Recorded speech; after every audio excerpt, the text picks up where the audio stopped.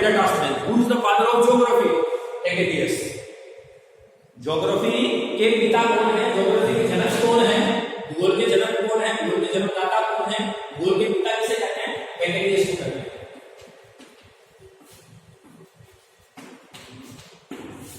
ये चीज आपको ध्यान रखनी है। भूगोल के पिता किसे कहा जाता है? एकेडियस। ये क्या है? यूनानी विद्वान थे, यूनान के भूगोल विद्ता था। अब इसमें इस बात को ध्यान रखिए कि एराटोस्थेनेस जो शब्द का पिता था, वो शब्द का पिता था, और ये जो है वो भूगोल के पिता है। एकेडियस सबसे पहले समझ में आ गया आपको? और दोनों क्या है? यूनानी विद्वान थे, एराटोस्थेनेस भी और ये जो क्या नाम उसका? एकेडियस। इन्होंने इसको भूगोल के पिता, उसको भूगोल शब्द का, भूगोल शब्द जो दिया था वो, और इन्होंने भूगोल के यानी ज्योग्राफी के बारे में जो वर्णन किया था उसका लिखित स्वरूप जो दिया उन्होंने सबसे पहले दिया, इसलिए इसको एकेडियस बोलते हैं। दूसरी बात,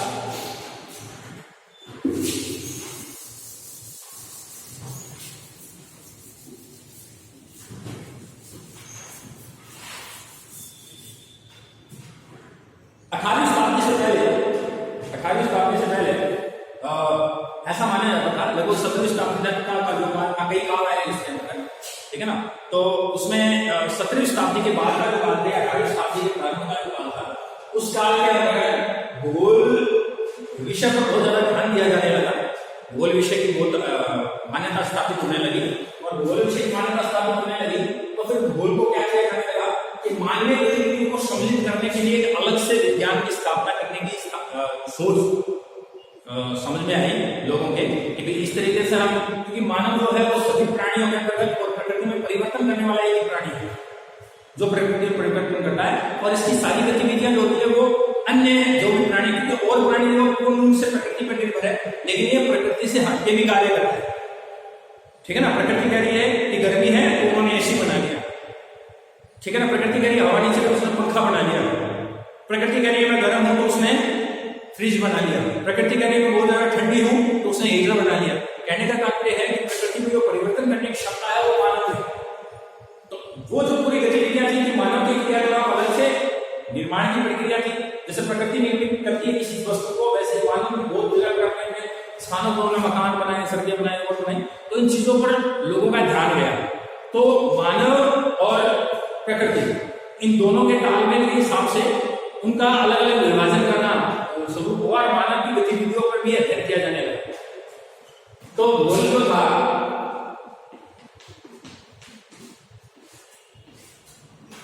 18वीं शताब्दी से पहले प्राकृतिक तत्वों का अध्ययन ज्यादा संभव था, लेकिन 18वीं शताब्दी के प्रारंभ में ही मानव की गतिविधियों पर ज्यादा अध्ययन किया जाने लगा। तो मुख्य रूप से भूगोल की फिर दो ब्रांच हुई, मुख्य रूप से भूगोल की क्या हुई? दो ब्रांच हो गई। उन ब्रांचों के अंतर्गत एक ब्रांच ऐसी थी जिसका नाम था भौतिक भूगोल, और एक था मानव भूगोल। अब भौतिक भूगोल ऐसे तत्वों का ज्ञान जिसमें प्राकृतिक तत्वों का अध्ययन किया जाता है, ये प्रकृति से संबंधित, और इसमें क्या था वो मानवीय क्रिया है।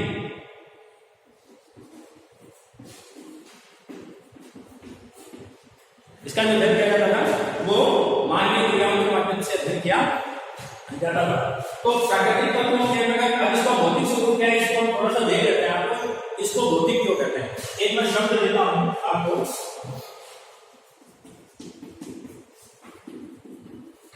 भौगोलिक, भौगोलिक शब्द देता हूं। इस भौगोलिक शब्द में आप मेरे को ये बताइए कि क्या इसमें केवल भौतिक का अध्ययन हो रहा है, या मानव का अध्ययन हो रहा है, या दोनों का अध्ययन हो रहा है? एक शब्द बहुत बार हमारे पास आता है कि भौगोलिक भौगोलिक भौगोलिक, तो उस भौगोलिक का जो तात्पर्य है वो किससे लिया जाता है?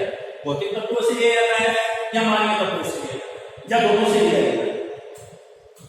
थोड़ा सा समझने की जरूरत है कि इस शब्द का उपयोग हम जब नाम लेते हैं भौगोलिक, तो वो किस संदर्भ में हमारे में लेना चाहिए?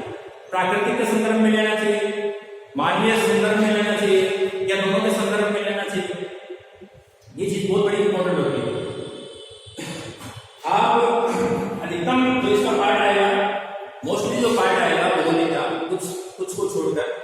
है ना। भौगोलिक का जो रूप आया, आपने सिर्फ इस चीज को ही इंडिकेशन किया होगा। आपके दिमाग में जो चीज आई है वो आई है कि भौतिक भौगोलिक, यानी भौतिक से इसका संबंध। अब थोड़ा सा आप शब्दों को समझने के लिए, हिंदी की जो व्याकरण है उसमें ज्यादा शब्द नहीं है, वो 2-3 शब्द ऐसे हैं जो शब्दों के साथ मेल खाते हैं और उसके आधार पर ही हम उसका स्वरूप देते हैं। अब देखो भौगोलिक शब्द है, आपके दिमाग में क्या है? भौगोलिक दिमाग में वो भूगोल जोड़ दिया, भौगोलिक और भौतिक, ये दोनों शब्द जोड़ दिए। जबकि आप एक चीज ध्यान रखो, थोड़ा सा मैं आपको बताता हूँ, आपने हिंदी में पढ़ा है, इसका वर्णन जरूर भी समझा मैंने। एक इसमें आपने देखा होगा कि एक प्रत्यय आप जानते हो, उपसर्ग और प्रत्यय जानते हो, ठीक है ना। तो प्रत्यय और उपसर्ग मैं थोड़ा सा इसमें प्रत्यय में आता हूँ, ज्यादा इतना समझ नहीं है, लेकिन इसको समझने के लिए वो सारी समझ क्लियर हो जाएगी आपकी बात की, जिंदगी में भूलोगे नहीं कोशिश। भौगोलिक शब्द जो है और भौतिक का, अब इक प्रत्यय जो है, इक प्रत्यय, अब इक प्रत्यय का जो सीधी सी परिभाषा देते हैं कि किसी भी शब्द के अंत में लगकर, इक प्रत्यय किसी भी शब्द के अंत में लगे उसके रूप में, उसके स्वरूप में, उसके जो अर्थ है उसमें परिवर्तन करते हैं। जबकि इसका मीनिंग अलग होता है, मीनिंग होता है इसका से संबंधित। हिंदी में अब तक हम जो व्याकरण के रूप में पढ़ते हैं उसमें हम ये पढ़ते हैं कि एक प्रत्यय किसे कहते हैं कि एक प्रत्यय किसी भी शब्द के अंत में लगकर, किसी भी शब्द के अंत के बाद अक्षर में लगकर उसके रूप में परिवर्तन कर देता है, उसके अर्थ में परिवर्तन कर देता है। ठीक है, सही है, वो उसकी परिभाषा है। मीनिंग क्या होता है? मीनिंग प्रत्यय होता है से संबंधित, यानी मूल शब्द से संबंधित। एक प्रत्यय को मूल शब्द से संबंधित। अब मूल शब्द में हम 3 शब्द मुख्य रूप से लेंगे जो भौगोलिक स्वरूप ऐसे होता है, हमें हिंदी नहीं पढ़नी है, ज्योग्राफी पढ़नी है। तो भूगोल के अंदर हम उन शब्दों का जैसे समझाते हैं उनका, जैसे ये प्रत्यय है उसके अंदर जाता है, एक प्रत्यय उसके अंदर जाता है, थोड़ा सा इसमें ध्यान रखें आप, वो बताइए तो वैसे आपको ध्यान होगा।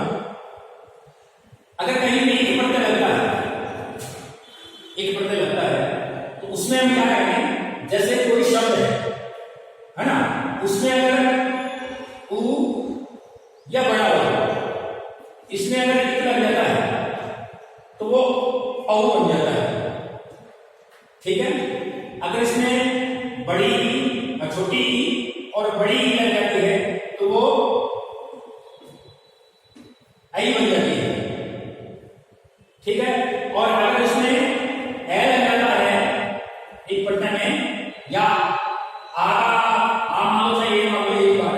इसमें लग जाता है तो ए के साथ वो क्या हो जाता है? आ बन जाता है। बात समझ आई? और ये जो परिवर्तन होता है, ये छोटे का, औ का, ए का, आ का, ये परिवर्तन, ये उस शब्द के प्रथम वर्ण में परिवर्तन होता है। जो उसका उस शब्द में जो प्रथम वर्ण होता है उस वर्ण में यह परिवर्तन होता है। जैसे मैं एक शब्द आपको समझाऊं, जैसा इसी में लगता है, इसी में एक नाम है, ये नाम है, इसे आप समझ आ जाएंगे। ठीक है ना, जैसे इसमें आपने नाम लिया भूत, क्या नाम लिया? भूत। अब भूत में हमने क्या करा? एक, तो क्या बना? क्योंकि ऊ है, एक प्रत्यय जोड़ते वो क्या बन जाएगा? औ। और फिर लगेगा टिक, तो ऊ जो है वो एक प्रत्यय लग गया, किसमें बदल गया? औ में। तो नाम क्या बना? भौतिक। क्या नाम बना? भौतिक। समझ आया? भूत में एक प्रत्यय जोड़ते क्या बना? भौतिक। समझ आया ना? तो ये एक प्रत्यय किससे संबंधित है? मूल शब्द से। मूल शब्द से संबंधित। तो मूल संबंध से आप भौतिक, वो भौतिक नाम आया, तो भौतिक किससे संबंधित है? भूत से।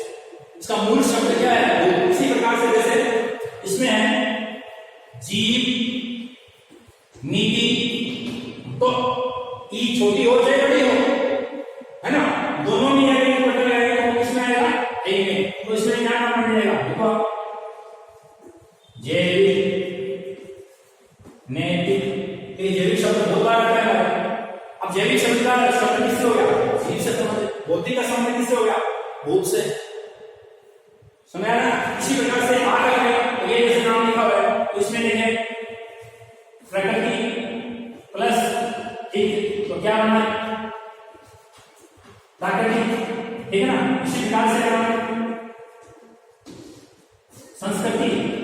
तो क्या बना सांस्कृतिक, तो परिवर्तन आया प्रथम हो रहा है। ये बात समझ आई। अब इसका संबंध करना है भौगोलिक का संबंध किससे है, ठीक है ना। आपके दिमाग में आ जाएगा कि भौगोलिक शब्द जो है उसका संबंध किससे है। अब देखो ये क्या भूगोल, तो भूगोल प्लस एक क्या बना भौगोलिक। तब आपके समझ में आया कि भौगोलिक का मूल शब्द क्या हुआ भूगोल, और भूगोल का संबंध केवल भौतिक से नहीं है मानव से भी। तो इसका तात्पर्य होगा कि जहां मानवीय और प्राकृतिक दोनों गतिविधियों का समावेश होता है, दोनों गतिविधियां प्रभावित होती हैं या प्रभाव करती हैं, या दोनों का जहां तालमेल होता है, उसके लिए हम किस शब्द का यूज करते हैं भौगोलिक का। केवल भौतिक का करना है, जहां प्राकृतिक तत्व होते हैं उसके लिए हम भौतिक तत्वों का प्रयोग करते हैं, इसलिए उनको कहते हैं भौतिक तत्व जो प्रकृति से रिलेटेड है। बात समझ में आगे आती है। तो भौगोलिक तत्व की जो संकल्पना करेंगे या व्याख्या करेंगे वो इस तरीके से इसके संबंध में हम समाहित करें। ये चीज आपको ध्यान रखनी है, ये शब्द बहुत बार आता है।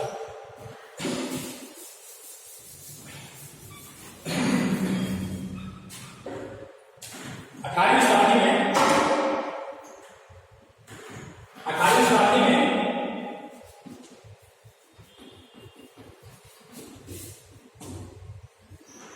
जर्मनी के विद्वान हैं। अब भूगोल को एक बार ध्यान रखना, भूगोल को वैज्ञानिक समूह जो प्रदान किया वो जो श्रेय जाता है वो जर्मनी के विद्वानों को जाता है। किसको जाता है? जर्मनी के विद्वानों को जाता है जिन्होंने भूगोल को एक वैज्ञानिक स्वरूप में लाने की कोशिश की, और आज ये विज्ञान के रूप में सम्मिलित है, विज्ञान माना जाता है भूगोल को। तो भूगोल के वैज्ञानिक स्वरूप का जो अध्ययन किया गया था या उसको स्वरूप में लाने की जो प्रक्रिया निभाई गई थी वो जर्मनी के विद्वानों के द्वारा सर्वप्रथम निभाई गई। तो 18वीं शताब्दी में जर्मनी के विद्वानों ने, तो आप कह सकते हो कि भूगोल का जो विभाजन हुआ, अब इसमें हम एक नाम और भी आता है, भूगोल में विभाजन हो गया। तो ये भूगोल का विभाजन नहीं है, ये अध्ययन की दृष्टि से विभाजन है। हम अध्ययन करते हैं ना, उसके अध्ययन की दृष्टि से हमने इनको दो भागों में विभाजित कर दिया कि भौतिक भूगोल और मानव भूगोल। जबकि इसका विभाजन ऐसा नहीं है, केवल अध्ययन की दृष्टि से हम इसको क्या कहते हैं विभाजन मानते हैं। जबकि दोनों एक दूसरे के, प्रकृति जो मानव को प्रभावित करती है और मानव एक ऐसा प्राणी है जो प्रकृति के विभिन्न तत्वों को क्या करता है परिवर्तित करता है, चेंज करता है। ये चीज आपके दिमाग में आ गई है। 18वीं शताब्दी में सबसे पहले जर्मनी के विद्वानों ने, अब जर्मनी के विद्वानों में बहुत से विद्वान हैं, अलेक्जेंडर वन हम्बोल्ट है, क्या नाम है?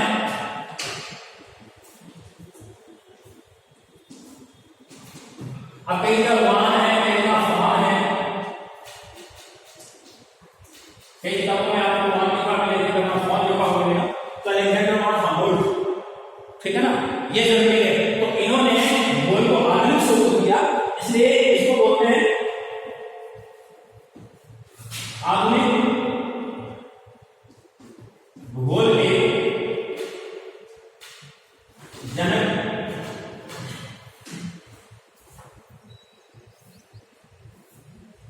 आधुनिक भूगोल के जनक या पिता, जनक या पिता किसको माना जाता है? Alexander one Humboldt. आपसे पूछना है कि आधुनिक भूगोल के पिता को क्या कहते हैं? अलेक्जेंडर वन हम्बोल्ट ना कहते जर्मनी के, ठीक है ना। तो इसमें आता है who is the modern geography of the father of modern geography, who is the father of modern geography? Alexander one Humboldt इसको बोलते हैं। और who is the father of human geography, अलग अलग नाम है इसमें। तो who is the father of geography, who is the father of human geography, who is the father of modern geography? Alexander one Humboldt. तो आज की क्लास में इतना ही। नेक्स्ट पॉइंट जो है